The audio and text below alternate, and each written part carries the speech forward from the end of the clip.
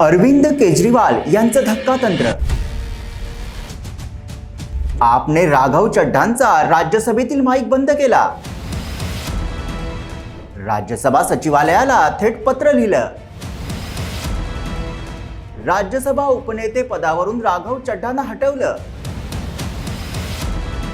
अशोक मित्तल यांची उपनेते पदावर नियुक्ती केली. राघव चड्ढांना राज्यसभेत बोलण्यासाठी आप पक्षाची वेळ देऊ नये असं पत्रात लिहिलंय. मग राघव चड्ढांचा आवाज केजरीवालांच्या आपने का दाबला? आम आदमीच्या मुद्द्यावर बोलणारा राघव आपला परका का झाला? स्वतंत्र भूमिका राघव चड्ढांना नडली का? की केजरीवालांचा अजेंडा न रेटल्याने राघव चड्ढांची उपनेते पदावरून गच्छंती झाली? आणि या कारवाईनंतर राघव चड्ढा काय म्हणाले याची सविस्तर माहिती आज आपण जाणून घेणार आहोत. नमस्कार, मी विहंग ठाकूर.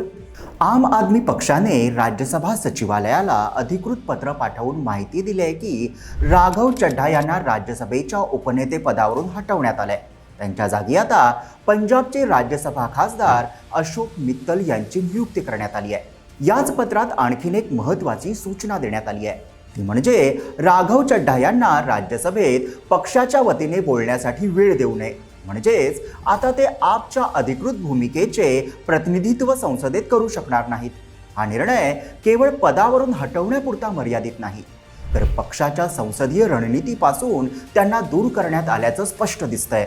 दिल्लीतील पंजाबी परिवारात जन्मलेले राघव चड्ढा आम आदमी पक्षाच्या स्थापनेपासून अरविंद केजरीवालांच्या सोबत आहेत. राघव चड्ढा हे आम आदमी पक्षातील सर्वात तरुण आणि चर्चेत राहणारे नेते मानले जातात. दिल्ली विधानसभेत आपचे आमदार म्हणून त्यांनी काम पाहिलं. ते 2022 पासून पंजाबमधून राज्यसभेचे खासदार आहेत. त्यांचा कार्यकाळ 2028 पर्यंत आहे. आपमध्ये ते प्रभावी वक्ते आणि पक्षाचा राष्ट्रीय चेहरा म्हणून ओळखले जात होते. दिल्ली आणि पंजाबच्या राजकारणातही त्यांची भूमिका महत्त्वाची होती. म्हणूनच त्यांना अचानक बाजूला करण्याचा निर्णय राजकीय वर्तुळात मोठ्या चर्चेचा विषय ठरलाय. या कारवाईमागील पहिलं महत्त्वाचं कारण म्हणजे पक्षाच्या महत्त्वाच्या घडामोडींबाबत राघव चड्ढा यांनी मौन बाळगलं होतं. काही दिवसांपूर्वी दिल्ली मद्य धोरण प्रकरणात न्यायालयाने अरविंद केजरीवाल आणि मनीष सिसोदिया यांना दिलासा दिला. हा आम आदमी पक्षासाठी मोठा राजकीय क्षण होता. परंतु आश्चर्य म्हणजे राघव चड्ढा यांनी या निर्णयावर ना ट्विट केलं ना सार्वजनिक प्रतिक्रिया दिली. पक्षासाठी हा अत्यंत संवेदनशील विषय असताना त्यांचं शांत राहणं अनेकांच्या लक्षात आलं. त्यामुळे पक्ष नेतृत्वामध्ये नाराजी निर्माण झाल्याची चर्चा आहे. दुसरं महत्त्वाचं कारण म्हणजे राज्यसभेत राघव चड्ढा यांनी मांडलेले मुद्दे. ते संसदेत सक्रिय होते, पण पक्षाच्या राजकीय अजेंड्यापेक्षा सार्वजनिक आणि सामाजिक मुद्द्यांवर अधिक बोलत होते. त्यांनी संसदेत जनहिताचे मुद्दे मांडले. त्यात गिग वर्कर्सचे हक्क, डिलिव्हरी बॉयना मिळणारे कमी वेतन, डिजिटल कंटेंट क्रिएटर्सचे अधिकार, विमानतळावरील महागडे अन्न, मोबाईल रिचार्जचा 28 दिवसांचा नियम, पितृत्व रजा कायदेशीर करण्याची मागणी. हे मुद्दे महत्त्वाचे असले तरी पक्षाला अपेक्षा होती की ते आम आदमी पक्षाच्या राजकीय मुद्द्यांवर अधिक आक्रमक भूमिका घेतील, पण तसं झालं नाही. आणि त्यामुळेच राघव यांच्या बाबतीत पक्षात काही प्रमाणात नाराजी वाढली असल्याचं सांगितलं जात आहे. तिसरं कारण म्हणजे पक्षाच्या संघटनात्मक कामांमध्ये कमी सहभाग. गेल्या काही महिन्यांपासून राघव चड्ढा पक्षाच्या कार्यक्रमांमध्ये जास्त सक्रिय दिसत नव्हते. इतकंच नाही तर आगामी निवडणुकांसाठी जाहीर करण्यात आलेल्या आपच्या स्टार प्रचारकांच्या यादीतूनही त्यांचं नाव वगळण्यात आलं होतं. आसाम निवडणुकीच्या प्रचारातही त्यांना कोणतीही जबाबदारी देण्यात आली नव्हती. यावरून केजरीवाल आणि राघव चड्ढा यांच्यातील दरी हळूहळू वाढत असल्याचे संकेत मिळत होते. राजकीय वर्तुळात आणखीन एक चर्चा रंगली आहे, ती म्हणजे राघव चड्ढा यांची भाजपशी वाढती जवळीक. सोशल मीडियावर काही विश्लेषकांनी असा दावा केलाय की राघव चड्ढा काही मुद्द्यांवर भाजपवर थेट टीका करण्यापासून दूर राहत होते. मात्र या दाव्याला कोणताही अधिकृत पुरावा नाही. तरीही पक्षाच्या अंतर्गत चर्चांमध्ये या गोष्टींचा उल्लेख झाल्याचं सांगितलं जातं.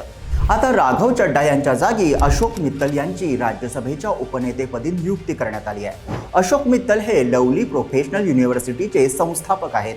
ते पंजाबमधील यशस्वी उद्योजक असून 2022 मध्ये आम आदमी पक्षाच्या तिकिटावर राज्यसभेत निवडून आले.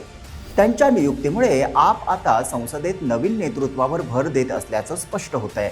आता सर्वात मोठा प्रश्न आहे तो म्हणजे राघव चड्ढा यांचं पुढे काय होणार? तर राज्यसभेच्या उपनेते पदावरून हटवण्यात आल्यानंतर राघव चड्ढा यांनी सोशल मीडिया प्लॅटफॉर्म एक्सवरून प्रतिक्रिया दिली आहे. त्यांनी एका व्हिडिओद्वारे म्हटलंय की मला गप्प करण्याचा प्रयत्न झाला, पण मी पराभूत झालेलो नाही. तसंच त्यांनी सर्वसामान्य जनतेला संदेश देत प्रश्न उपस्थित केलाय की जनहिताचे मुद्दे संसदेत मांडणं हा गुन्हा आहे का? राघव चड्ढा पुढे म्हणतात, मला गप्प केलं जाऊ शकतं, जनतेच्या हक्कांसाठी बोलणं मी मात्र थांबवणार नाही. थोडक्यात काय तर आम आदमी पक्षाने राघव चड्ढा यांना राज्यसभेच्या उपनेते पदावरून हटवण्याचा निर्णय घेतल्यामुळे काही प्रश्न उपस्थित होत आहेत. ते म्हणजे पक्षाच्या रणनीतीत बदल होत आहेत का? राघव चड्ढा यांची पुढील राजकीय दिशा काय असेल हे येणाऱ्या काळात स्पष्ट होईल. पण राघव चड्ढा यांना पदावरून हटवण्याचा केजरीवाल यांच्या निर्णयाबद्दल तुम्हाला काय वाटतं? तुमचं मत कमेंटमध्ये लिहा. व्हिडिओ आवडला असेल तर लाईक करा, शेअर करा आणि आमच्या यूट्यूब चॅनलला सबस्क्राईब करा. क्या बात